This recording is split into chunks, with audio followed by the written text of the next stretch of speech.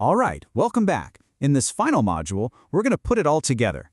We're going to take a look back at everything we've learned on our journey, all about protecting your organization from these AI data extraction threats. It's time to see that big picture. So, we've explored the risks across 9 different departments, right? We've covered a ton of ground. But what did we really learn?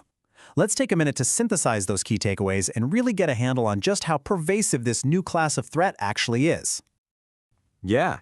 I mean, we've walked through some pretty serious real-world scenarios, haven't we? And we looked at some solid defensive strategies.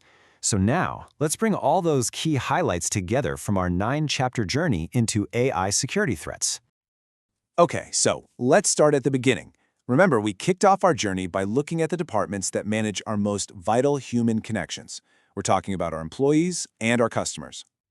Okay, let's start with human resources. We saw how all that internal data was at risk, Employee PII, compensation plans, confidential stuff like restructuring docs. The real danger there was social engineering and even identity theft. But then you look at marketing, and the threat was completely different. It was all about external strategy, leaking unreleased product info, campaign data. The core risk there, losing your competitive advantage, plain and simple. And that contrast just kept going when we looked at sales and customer service. For sales, we saw how the entire revenue engine was exposed. Your customer pipelines, pricing strategies, a leak there meant your competitors could literally poach your deals. Then, on the other hand, with customer service, the focus shifted to protecting the people you already have.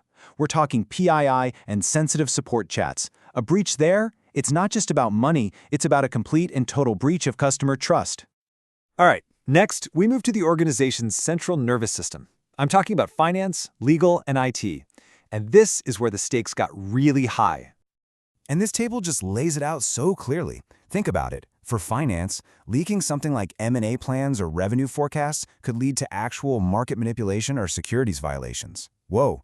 For legal, it was about protecting litigation strategy and privileged info. If that gets out, you could waive attorney-client privilege, which is a huge disadvantage in a case. And for IT, leaking network architecture or vulnerabilities, well, that's like handing an attacker a blueprint to your entire system. And finally, we got to the crown jewels, engineering and R&D. This is all about guarding your innovation pipeline. And this is where things get really scary, because competitors aren't just trying to steal what you have now, they're trying to steal your future. And we saw exactly how competitors could do that step by step.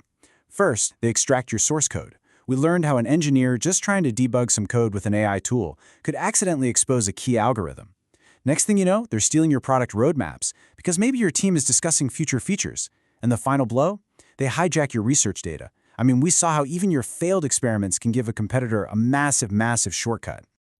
So, now that we've reviewed this whole threat landscape, it's pretty clear that a generic defense just isn't going to cut it, right? Every department is different. The crucial next step is moving from this general guidance to a truly tailored defense. And look, the impact of having a formal AI policy is huge. The numbers don't lie. When you move from just informal guidance to a real, formal policy, you see an 85% higher compliance rate. That's incredible. It shows that organizations with formal, tailored policies are just way more effective at reducing risk. And really, that brings us to the most important point of this entire tutorial. This has been great general guidance for a typical organization, but every organization is unique. And because of that, you really need training that's tailored to your specific needs. This tutorial from Virtualization Options LLC offers general guidance intended for a typical organization. However, every organization is unique and requires training tailored to its specific needs. This specialized training addresses the tools and processes that can help reduce risks and enhance productivity goals within the organization. Please note that the guidance provided may not be applicable to your specific situation and is offered without any warranty, expressed or implied. For this reason, we develop customized training after collaborating closely with an organization to identify its unique needs and priorities. For information on how to create an organization-specific training program, please contact Bob Slovic. He's the Chief Technologist at Virtualization Options LLC. You can reach him at the email you see on your screen. Thank you so much for completing this tutorial.